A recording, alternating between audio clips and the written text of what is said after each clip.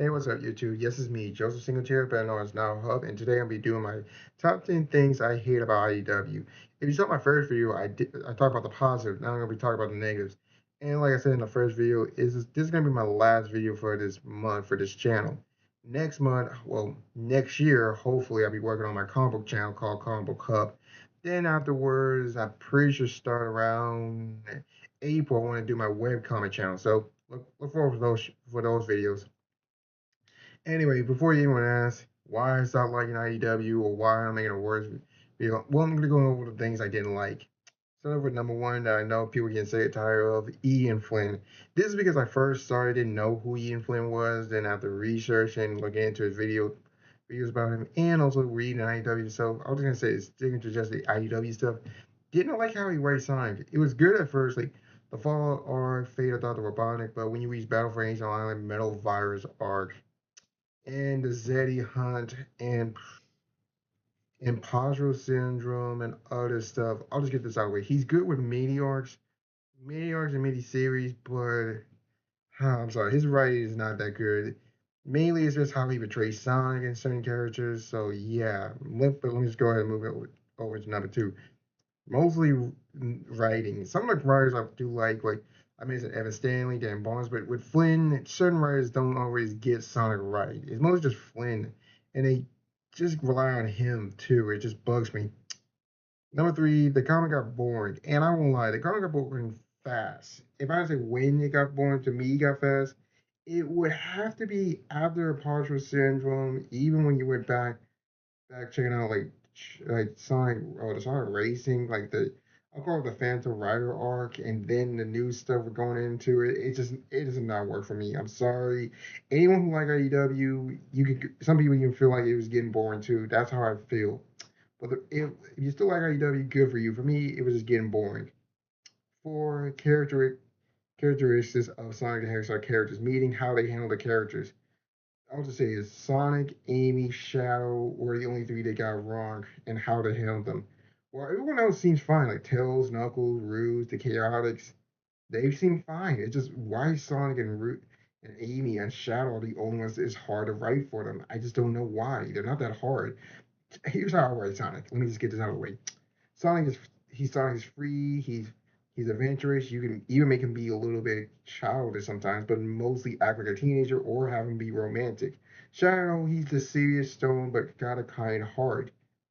Amy, I'll just say this: fangirl of Sonic, big heart, caring, has a short temper, but also can get jealous. Not that hard.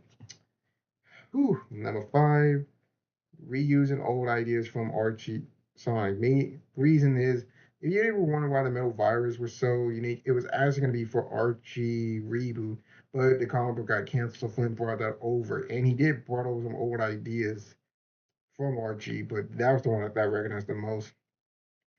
Six, no character development.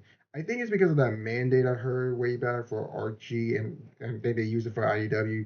The Sonic characters can't have character development for some reason, even though they're not. It's not in the same continuity as the games. And before anyone said, no, I don't believe what Sega said that is canon to the games. Even though some people just say, but wait, go reference Sonic Frontiers.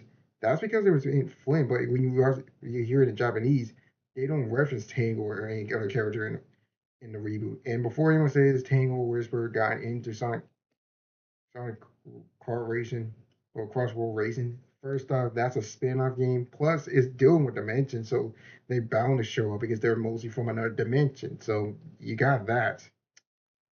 But I am positive that I do like how they do acknowledge them, but they never acknowledge Archer, Fleetway, or even Sonic's own mangas and stuff, or anyone. They always reference Sonic X sometimes.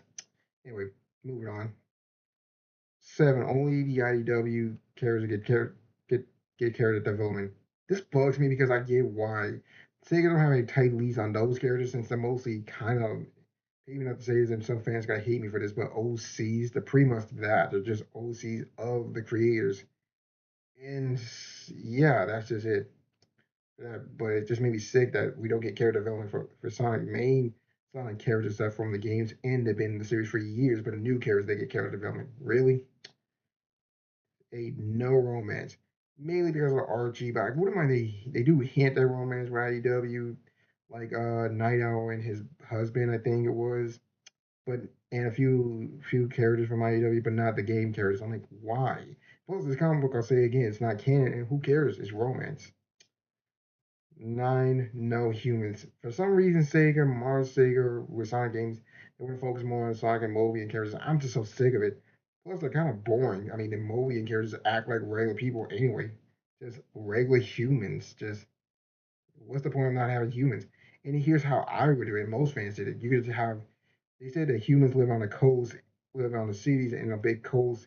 Well, the animal keep people live on the islands, but that's been debunked because you see them live on cities, coasts, and other places like other continents, like the big continents, and you don't see humans. Like that just sounds silly. I just think Sega just didn't know what to do.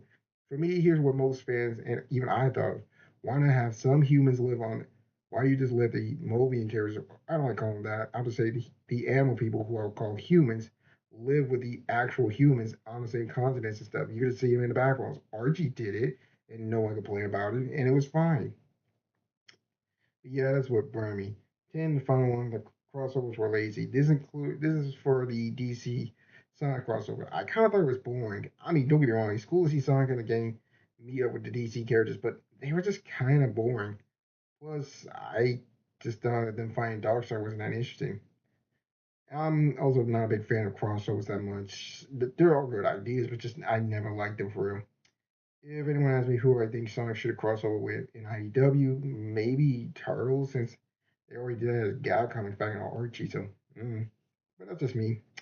Anyway, let me go back over this again. 10 crossovers, 9 no humans, 8 no romance, 7 only characters for IDW get character development, no character development from the game cast, old Archie stories, 4 Sonic characteristics, 3 it got boring fast, 2 the writing wasn't that good, and number 1 Ian Flynn's writing in general. Let me just say that.